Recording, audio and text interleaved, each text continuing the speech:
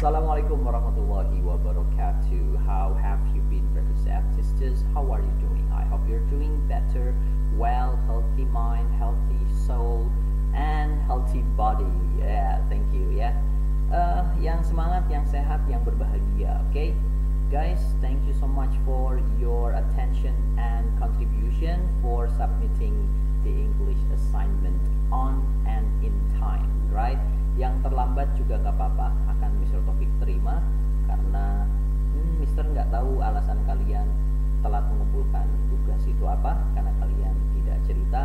Dan ada juga yang belum sama sekali mengikuti quick placement test. Padahal itu penting, guys, itu supaya Mr. bisa dapat mapping atau pemetaan dari kemampuan bahasa Inggris kalian.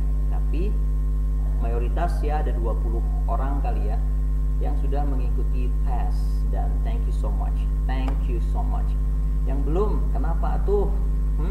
Kenapa? Gak ada sinyal, gak ada kuota, masa? Gak ada HP apalagi? I don't believe it. Yang belum, ayo semangatnya diperbaharui lagi. Kalau kalian ada di depan Mr. Topik, aduh gemes, pasti Mr. pengen nyubit lembut gitu, guys. Oke, jadi kita kemarin itu sudah melakukan nonton video tentang reading comprehension strategies ya. Nah, perlu kalian ketahui bahwasannya memang reading skill ini penting banget, terutama dalam TOEFL test ya kan, mau IELTS mau TOEIC, itu comprehensive skill itu diteskan semua, guys, diujikan mulai dari listening. Aduh, susah banget listeningnya asli. Kalau nggak sering latihan, mau listening, mau reading, mau speaking, mau writing, mau grammar, kalau nggak sering latihan dan nggak sering nanya, nggak sering mengolah diri, nggak sering melatih diri, ya kalian nggak akan bisa tuh. Masa mau gini-gini aja ya kan? Harus ada improvement, harus ada progress satu buat target. Oke? Khususnya dalam bahasa Inggris, kalian nanti akan menghadapi ujian nasional.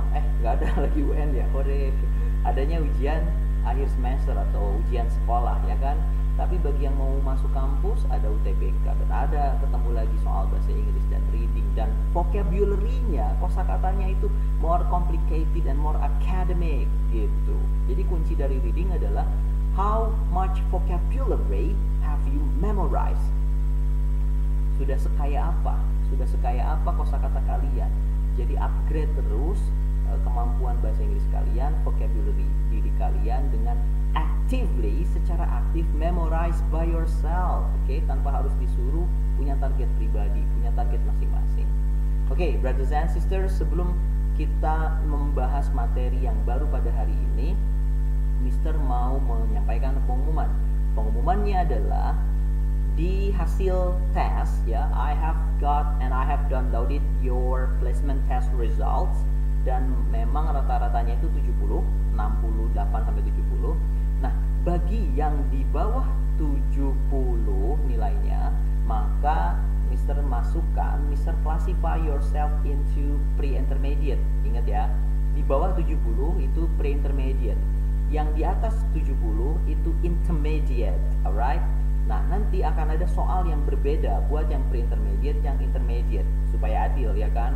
Masa yang baru belajar, yang baru paham dikasih soal yang sudah susah, kan gak adil gitu loh. Jadi yang pre-intermediate vocabulary-nya juga masih medium lah ya, gak complicated banget lah. Yang intermediate nanti ditingkatkan sesuai dengan standar UTBK atau TOEFL gitu, guys. So improve your vocabulary. Guys, itu pengumumannya ya. Nah, sebelum kita belajar tentang English grammar, wah, ada grammar nih, aduh susah, rumus ada gimana tuh, guys ya. Kalau nggak gitu ya kita mau kapan sampai bisa pahamnya gitu. Jadi nggak apa-apa wayahna, kalian sudah kelas 12, paksakan diri, berjuang lebih, confront your fear, confront your ego, jadi positivity ya. Yuk kita mulai sekarang. Kan mau game dulu ya. Ini bukan game sih, semacam brain teaser. Mister punya brain teaser. Jadi brain teaser ini adalah penggoda otak. Kalian jawab ya, maksud dari kata-kata ini apa sih? Stand I. Cara jawabnya gini ya, stand I. Lihat, I ada di bawah stand, berarti I under stand. Nah, gitu ya. Oke. Kemudian ada lagi all world. All world yaitu it's a small world after all. Bener kan? Bener dong. Oke. Next. Sgeg, gesek, eksek. Kalian pernah masak ini atau suka makanan ini? Iya, ini adalah scrambled eggs. Iya, telur yang diacak-acak, scrambled. Telur apa sih namanya tuh? Telur orak-arik ya. Oke, orek. Oke, next. Ada juga ini apa? HIJKLMNO. Wah, anak IPA pasti tahu. Ini maksud dari lambang apakah? Anak kimia, anak IPA, ini adalah salah satu unsur kimia, unsur di tabel periodik, yaitu water. Ini adalah air loh. Kok bisa? Iya kan, H2O. Lihat dari H ke O. Next, oke, ada roads. Nih, di jalan. Ini apa namanya? Kalau pertigaan kan three junctions. Kalau ini perempatan, crossroads. Iya. Next, titik.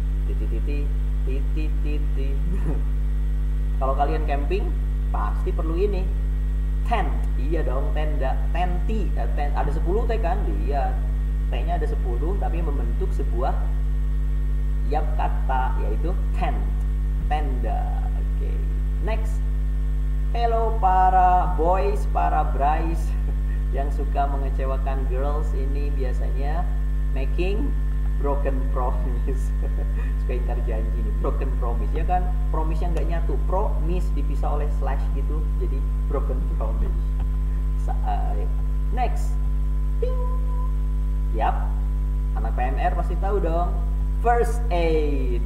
Apaan sih ini mister? Iya, namanya juga brain teaser, mengaduk-ngaduk otak kalian supaya mikir maksudnya apa ini ya.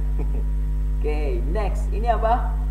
A, B, C, D, E, F, G, H, I, J, K, L, M, N, O, P, Q, R, S, T, V, W, X, Y, Z. Loh, kok U-nya nggak ada, U-nya iya, karena I miss you. Missing you, U-nya hilang. Dadah. Pergi dulu ya supaya kangen. Allah. Next. Kemudian ini ada MCE. Mouse itu tikus, kalau mice tikus-tikus. Dan ini bermakna three blind mice. Kenapa three blind mice?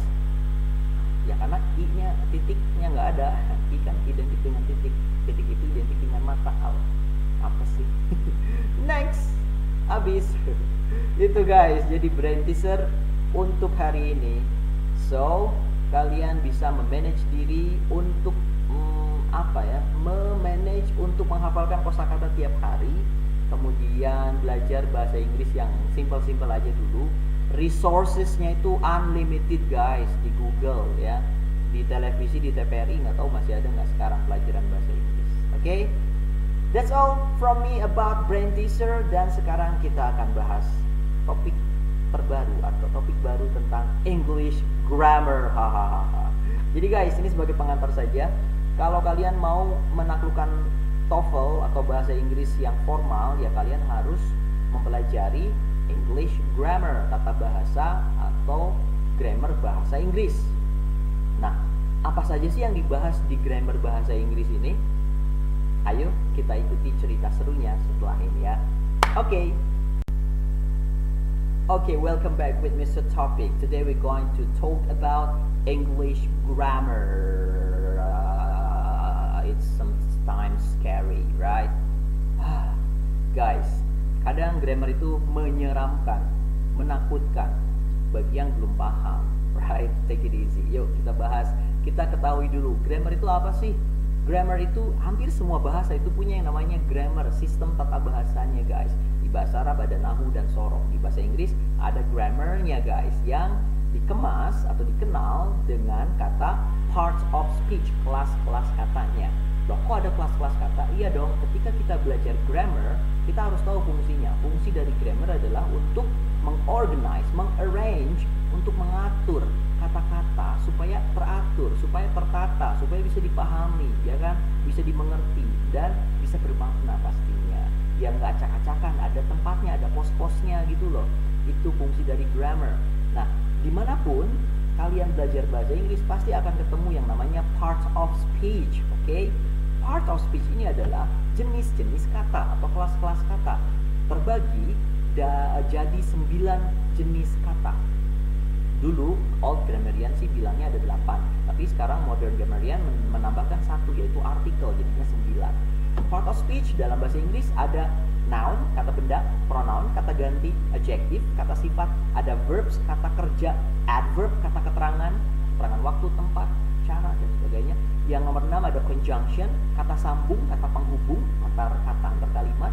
Kemudian ada nomor 7 preposition, ada kata depan, kata yang menunjukkan posisi, harus ada di depan kata benda, harus ada di depan objeknya, alright. Kemudian ada interjection, ada kata seru atau exclamation sentence, exclamation mark pakai tanda seru. Kemudian ada 9, ada artikel yang ke-9. Artikel ini kata sandang kalau dalam bahasa Indonesia. Seperti apa? An artinya sebuah, atau the, sang, tersebut, dan sebagainya. Cuma ada 3 artikel mah, an sama the. Jadi nggak pakai kata dan sebagainya. Oke guys, kita mulai dari kata pertama. Jenis kata pertama dalam bahasa Inggris adalah noun. So, noun is a word that's used in the name of person, place, thing, idea, color, feeling, symbol, thoughts, and etc. Jadi, benda adalah nama dari segala sesuatu. Itu pasti benda. Nama dari orang, nama dari tempat, nama dari benda, nama dari feeling, apapun itu pasti tempat. Oke. Contoh, Ali is a boy. Ali dan boy itu kata benda. Nah, masalahnya kata benda seperti apa? Ada banyak jenisnya. Ada common noun. Common noun itu kata benda yang umum. Oke, nakiro dalam bahasa Arab, isim nakiro. Ada kata benda yang proper. Proper itu ma'rifat khusus. Commonnya boy. Boy itu anak laki-laki. Propernya Ali. Nah, lebih spesifik lagi. Coba tes ya. Commonnya girl. Propernya Fatima. Commonnya city, kota.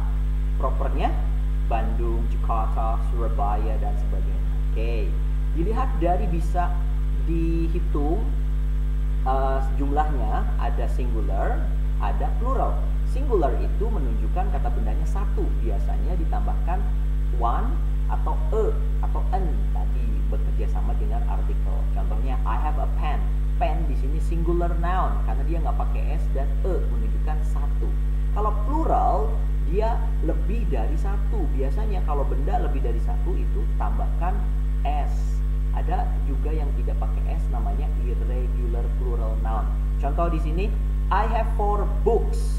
Books kebetulan itu bisa di pluralkan, tambahkan s. Tapi gimana kalau I have 4 anak-anak? Saya punya 4 anak-anak, 4 anak. Apakah I have 4 child?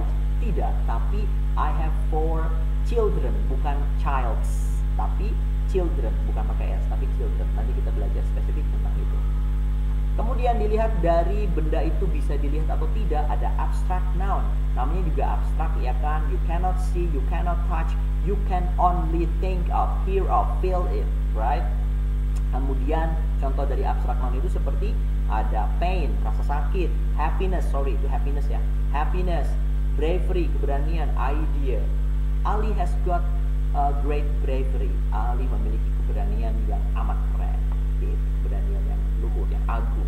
Bravery, keberanian itu abstrak. Coba kalian bayangkan, keberanian, bravery, gimana cara menyentuhnya? Hanya bisa dipikirkan atau dibayangkan. Nah, yang konkret ini lawan dari abstrak. Konkret itu jelas kita bisa see or touch, right? A book is on the table. Buku, table itu concrete nouns dan lain sebagainya. Kemudian dilihat dari bisa dihitung atau tidak, ada countable nouns, ada benda yang bisa dihitung. Ya, pen, table, fan, room, person, human itu bisa dihitung, oke? Ada juga yang tidak bisa dihitung, namanya uncountable noun atau non-countable. Yang seperti apa? Seperti rice, itu nggak bisa dihitung. Coba hitung nasi, nggak bisa. Water, bisa dihitung nggak air? 1 air, 2 air? Ribet, right? Kecuali pakai wadah. Hair, nggak bisa dihitung. Rambut, serambut, 2 rambut, nggak bisa dihitung. Honesty, kejujuran, nggak bisa dihitung. Bravery, tadi happiness juga nggak bisa dihitung, karena abstrak, oke? So contohnya we all love honesty. Honesty di sini adalah uncountable noun. Ada yang namanya material noun. Nah, kata benda material ini adalah a substance or material or ingredients we can see and touch which is used for making things. Jadi ini adalah kata benda yang jadi bahan untuk benda lain.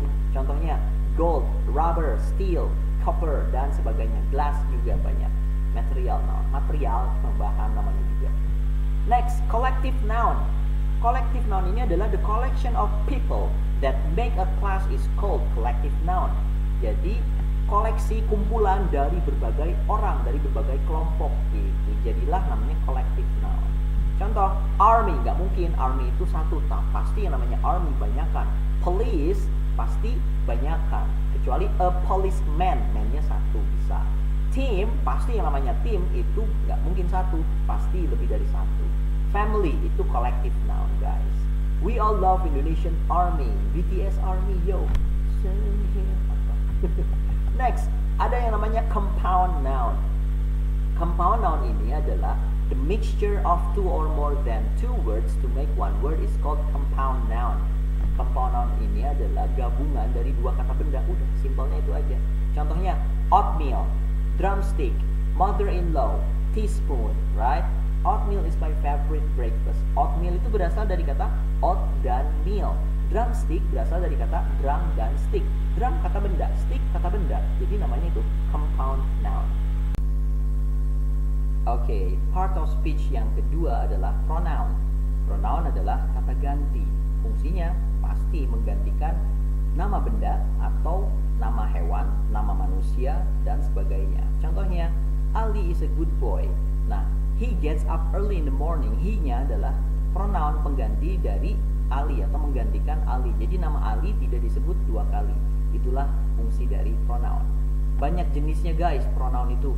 Ada personal atau subjective pronoun seperti yang kalian sudah ketahui. Are you, they, we, she, he, it.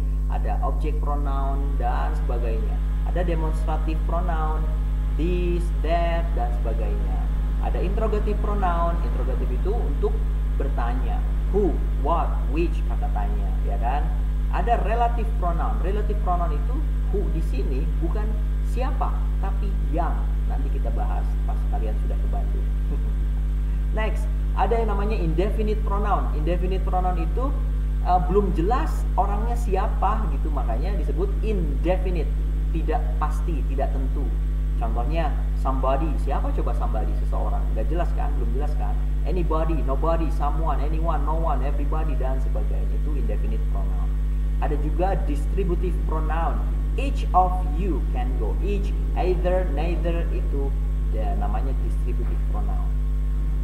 Refleksi pronoun itu yang belakangnya ada self, selfan guys. Contohnya myself, yourself, ourself, yourselves, himself, herself, itself, dan sebagainya. Pokoknya yang self-selfes yang ada ves-vesnya itu menandakan banyak. Yourself, satu orang, dirimu, yourselves, kalian, diri kalian, diri kalian gitu guys. Ini biasanya refleksi pronoun ini sama dengan emphatic pronoun. Fungsinya untuk mengemphasize, menekankan bahwasannya, contoh, I myself will do it. Akulah sendiri, diriku sendiri yang akan melakukannya. Oke, itu emphatic pronoun. Kemudian ada reciprocal pronoun. Reciprocal pronouns ini menandakan atau menjelaskan mutual relationship. Adanya hubungan timbal balik, saling. Contoh ada each other dan one another. Memang ada dua sih, each other dan one another. Contohnya, they can't see each other. Mereka tidak bisa saling menatap, saling bertemu. Saling. Yang part of speech ketiga ini adalah adjective. Adjective adalah kata sifat, pasti fungsinya untuk menyifati kata benda. Ali is a brave boy. Brave di sini artinya berani, menjelaskan kata boy. Ali itu boy yang bagaimana sih? Oh, Ali is a brave boy. Ali itu boy yang berani, right? Next, jenis-jenis adjective guys. Ada adjective yang quality atau descriptive adjective. Ini fungsinya untuk menjelaskan karakter seseorang atau sesuatu, right? Contohnya, he is an honest man. Dia itu orang yang jujur. Jujur ini honest descriptive adjective. Beautiful, smart itu descriptive adjective. Oke. Ada juga yang namanya adjectives of quantity. Ingat, quantity itu hitungan, jumlah, right? Number.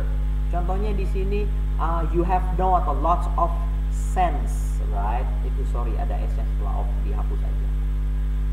Itu adjective of quantity seperti some, no, lots of, little, dan many, dan sebagainya. Ada yang namanya numeral adjective atau numerical, right? How many persons or things are men? Ada berapa orang sih? Itu angka. Pokoknya yang berhubungan dengan angka itu namanya numeral adjective. Contohnya, the hand has 5 fingers. I have 10 children, for example. Dan selanjutnya ada yang namanya demonstrative adjective. Sama tadi dengan demonstrative pronoun ya. Oke, this, that, dan sebagainya. Bedanya apa? Nanti kita bahas. Oke, selanjutnya adalah ada verb. Ini guys, verb adalah inti dari kalimat. Kalimat kalau nggak ada verbnya maka tidak bisa disebut kalimat. Verb is a word, denotes an action, right? Pokoknya yang berhubungan dengan action itu namanya verb. Contoh, walk, go, swim, dan sebagainya. Jenisnya ada transitive verb, ada intransitive verb. Kalau transitive itu kata kerja transitif, kata kerja yang bisa dipasifkan. Kalau intransitif tidak bisa dipasifkan. Tapi ada juga guys, ada namanya ergatif. Ergatif itu bisa masuk ke transitif dan intransitif, bisa dua-duanya gitu loh. Contohnya the water boiled, air tersebut mendidih. Bisa juga I boil the water, saya mendidihkan air. Nah itu ergatif, bisa dipakai dua-duanya. Oke, ada juga yang namanya auxiliary verb. Nih, perhatikan, auxiliary verb, kata kerja yang berfungsi sebagai auxiliary, kata kerja bantu. Lihat di sini the helping verb, namanya juga helping verb, kata kerja bantu. Oke, biasanya kebanyakan kata kerja bantu itu to be, is, are, am, was, were, been, do, does, did, will, itu kata kerja bantu, bukan kata kerja utama. Ingat ya, beda antara kata kerja bantu atau auxiliary dengan ordinary. Ordinary itu kata kerja utama, auxiliary kata kerja bantu.